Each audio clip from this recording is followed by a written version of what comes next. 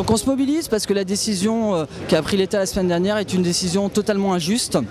Elle est injuste puisque cette décision va pénaliser 6 millions de conducteurs en France.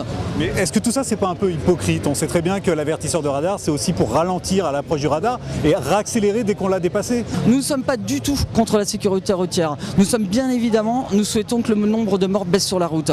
Mais les actions que veut entreprendre l'État ne sont pas adaptées et ces actions ne feront pas baisser le nombre de morts. Alors quoi faire?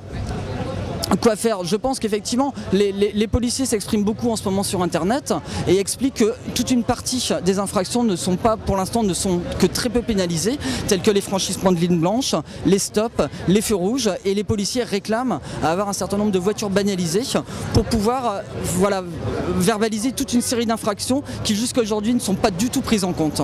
Maintenant, il faudrait peut-être se poser la question de savoir si la vitesse est vraiment le sujet, si conduire à 140 au lieu de 130 c'est vraiment ça qui augmente la mortalité. Est-ce que c'est pas plutôt l'alcool? Est-ce que c'est pas le fait que les gens ne savent pas conduire, savent pas prendre un virage, savent pas freiner, respectent pas les distances de sécurité? Est-ce que c'est pas plutôt ça le sujet?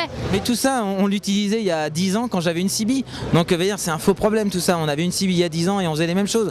Donc voilà, c'est clairement qu'ils nous disent on veut du fric et puis au moins on aura compris quoi. En Allemagne, on peut rouler à 200 sur l'autoroute et il n'y a pas plus de morts. Donc faut arrêter un moment quoi. Vous pensez qu'on s'achemine vers une France d'automobilistes sans permis? De toute façon, les gens qui ont besoin de travailler, qui vont perdre leur permis, pour pas être au chômage et pour pouvoir nourrir leur famille, ils vont rouler sans permis. Ça, on le voit déjà. Et puis il ne faut pas oublier que sur l'autoroute, aujourd'hui, c'est la somnolence qui est le plus dangereux, puisque c'est les morts qu'il y a sur l'autoroute, c'est la somnolence, pas la vitesse. Comme la Grèce, le Portugal, la limite de la Grèce et du Portugal,